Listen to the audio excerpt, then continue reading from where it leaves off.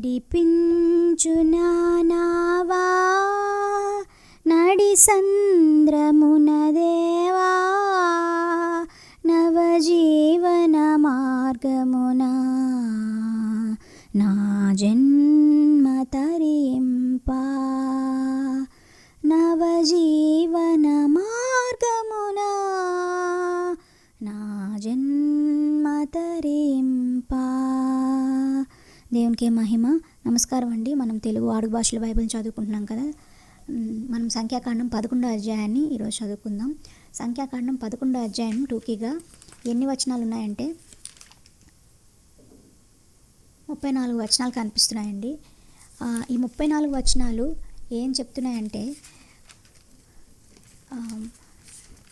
34 వచనాలు 11వ అధ్యాయం 34 వచనాలు ఇజ్రాయెల్ ప్రజలు సీనాయిని వదిలిపెట్టడం గురించి, ప్రజలు సనగబట్టి మంటలలో శిక్షించడం గురించి చెప్తున్నారంట. అలాగే దేవుడు వారికి పూరేడు పిట్టలతో పాటు శిక్ష ఇవ్వడం గురించి కూడా చెప్తున్నారంట.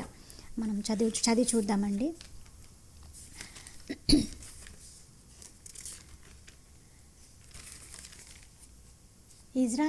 ఇజ్రాయెల్ ప్రజలు తన కష్టాల విషయం యెహోవా సముఖంలో సనగడం జరిగింది.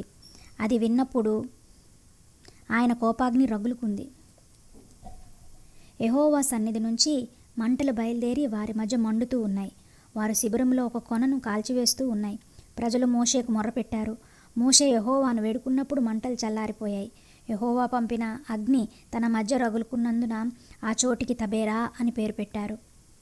ప్రజల్లో ఉన్న అల్లరి మూకకు పేరాశ చెలరేగింది. ఇజ్రాయెల్ వారు కూడా ఏడుస్తూ, మాకెవరు మాంసం పెడతారు? ఈజిప్టులో ఉచితంగా దొరికిన చేపలు తిన్నాం. దోసకాయలు, కర్బూజా పండ్లు, ఉల్లిపాయలు, ఇంకా వేరే కూర మొక్కలు, వెల్లుల్లిపాయలు తిన్నాం. మాకు బాగా జ్ఞాపకం ఉంది. ఇప్పుడైతే మేము నీరసించిపోతున్నాం. తినడానికి మన్నా మాత్రమే కనిపిస్తుంది, ఇంకేం లేదు అన్నారు. మన్నా ధనియాల్లాగా ఉండేది, చూపుకు గుగ్గిలంలాగా ఉంటుంది. ప్రజలు తిరుగుతూ దాన్ని సేకరించారు. తిరగటిలో విసిరి లేక రోట్లో దంచి కుండలో ఉడకబెట్టి తర్వాత దానితో రొట్టెలు చేసుకునేవారు. దాని రుచి నూనెతో కలిపిన అప్పడాల రుచిలా ఉంటుంది. రాత్రివేళ శిబిరంలో మంచు కురిసినప్పుడు మన్నా అని దాని వెంటనే పడేది. ప్రజలంతా ఆ కుటుంబాలతో తమ తమ డేరాలు ద్వారాల దగ్గర ఏడుస్తూ ఉండడం మోషేకు వినిపించింది. యెహోవా కోపాగ్ని తీవ్రంగా రగులుకుంది గనుక మోషే నొచ్చుకున్నాడు. అంచేత మోషే యెహోవాతో ఇలా అన్నాడు, నీవు నీ సేవకుడైన నా పట్ల కఠోరంగా వ్యవహరించావెందుకు? నన్ను దయచూడకుండా ఈ ప్రజలందరి భారం నా మీద పెట్టావెందుకు? నేను ఈ ప్రజల తల్లినా? వారిని కన్నది నేనా? నీవు నాతో అంటున్నావు కదా, పాలిచ్చే దాది చంటిబిడ్డని ఎత్తుకున్నట్లు వీరిని ఎత్తుకో అని. నేను వారి పూర్వీకులకు ఇస్తానని వాగ్దానం చేసిన దేశానికి వీరిని నీ రొమ్మున తీసుకొని పో.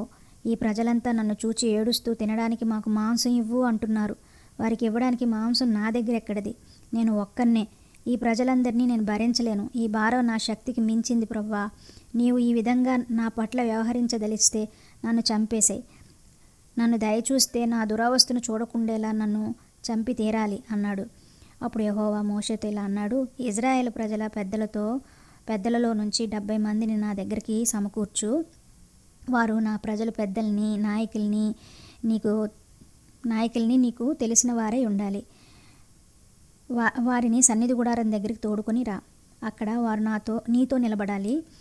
నేను దిగివచ్చి అక్కడ నీతో మాట్లాడతాను. ఆ పెద్దలను నీ మీద ఉన్న ఆత్మతో పాలిభాగస్తుల్ని చేస్తాను.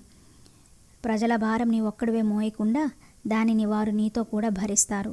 నీవు ప్రజలతో ఈ విధంగా చెప్పు, మిమ్మలను మీరు రేపటికి పవిత్రం చేసుకోండి, అప్పుడు మీరు మాంసం తింటారు. యెహోవా సన్నిధానంలో మీరు ఏడుస్తూ, మాకెవరు మాంసం పెడతారు? ఈజిప్ట్లో మా పరిస్థితులు బాగున్నాయి అన్నారు. యెహోవా మీకు మాంసం ఇస్తాడు, మీరు దాన్ని తింటారు.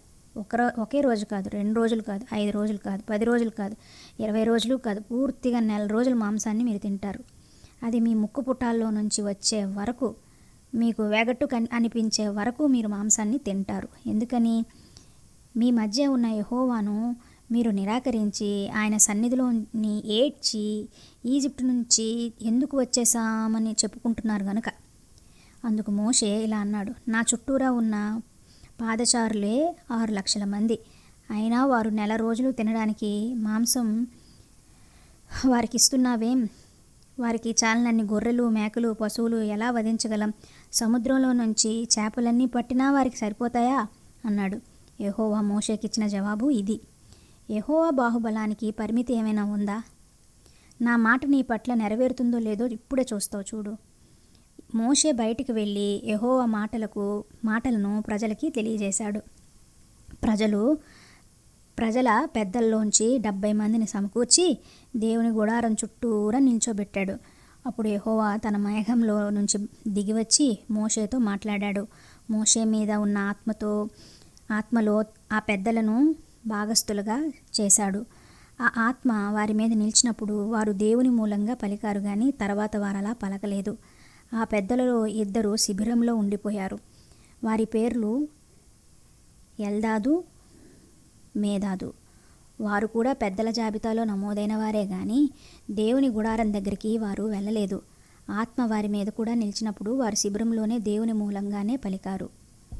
ఒక యువకుడు మోషే దగ్గరికి పరిగెత్తుకుని వచ్చి, ఎల్దాదు, మేదాదు శిబిరంలో దేవుని మూలంగా పలుకుతున్నారు అని చెప్పాడు.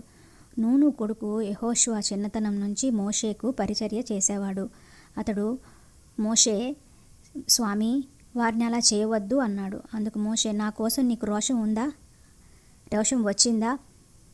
యెహోవా ప్రజలందరూ ప్రవక్తలైతే యెహోవా తన ఆత్మను వారందరి మీద ఉంచితే ఎంత బాగుండేది అన్నాడు. అప్పుడు మోషే ఇజ్రాయెల్ ప్రజల పెద్దల శిబిరంలోకి వెళ్ళాడు. యెహోవా సన్నిధానం నుంచి గాలి బయలుదేరి సముద్రం వైపు నుంచి పూరేడు పిట్టలను రప్పించి శిబిరం చుట్టూరా వాటిని పడవేసింది. శిబిరానికి ఇరువైపులా రోజు ప్రయాణమంత దూరం వరకు భూమి మీద 2 మూరల ఎత్తుగా అవి కూలాయి. ప్రజలు లేచి ఆ రోజంతా, ఆ రాత్రంతా, మరుసటి రోజంతా పూరేడు పిట్టల్ని సేకరిస్తూ ఉన్నారు. తక్కువ సేకరించిన వారు సహితం 3 తూముల పిట్టలను సేకరించారు. తర్వాత వారు తమ కోసం శిబిరం చుట్టూరా వాటిని పరిచారు. అయితే ఆ మాంసం ఇంకా వారి పళ్ళ సందుల్లో ఉండగానే అది నమిలే ముందే యెహోవా కోపాగ్ని ప్రజల మీద రగులుకుంది. యెహోవా వారి మధ్యకు భయంకరమైన అంటురోగాన్ని పంపి వారిని బాధించాడు. పేరాశకు లోనైన వారి శవాలను ప్రజలు అక్కడ పాతిపెట్టారు. అందుకే ఆ స్థలానికి కిబ్రోత్ హత్తావా అని పేరు వచ్చింది. ప్రజలు కిబ్రోత్ హత్తావా నుంచి హజేరోతుకు ప్రయాణమై హజేరోతులోనే ఉండిపోయారు. ఇది దేవుని 11వ అధ్యాయం సారాంశం అండి. మనం కూడా ఒక్కొక్కసారి మనకున్న దానిలో మనం దేవుని గ్రేట్ఫుల్గా ఉండకుండా ఏదో జరగలేదు అని పక్కల మీద ఏడుస్తా సనుగుతా ఉంటాము. అలా ఉండడం వలన ఎంత దేవుడి కోపాగ్ని గురవుతారు అని అంటే 11వ అధ్యాయమే చెప్తా ఉంది. పగలు ఎండ దెబ్బైనా, రాత్రి వెన్నెల దెబ్బైనా తగులుకున్నట్లు మేఘస్తంభంగా, అగ్నిస్తంభంగా కాచి కాపాడుతూ కనుపాప వల్లే వాళ్ళని తీసుకుని వెళ్తున్నా వాళ్ళ పాస్ట్ టెన్స్ని తలంచుకుంటా ఉన్నది సనుగుతా ఉన్నారు. చాలాసార్లు మనం అలానే చేస్తాము. అలా చేయకుండా ఉండినట్లు పరిశుద్ధాత్మ దేవుడు ఎప్పుడూ మనల్ని తోడై ఉండి మనం ఎప్పుడూ దేవునికి గ్రేట్ఫుల్గా కృతజ్ఞతాస్తులతో ఉండి దేవుణ్ణి మెలకుగా ప్రార్థన చేసేలా మనం ఉండాలని మనస్ఫూర్తిగా దేవుని ప్రార్థిస్తూ ఉన్నాను. సరే, 12వ అధ్యాయం నెక్స్ట్ ఎపిసోడ్లో చూద్దాం. దేవునికి మహిమ.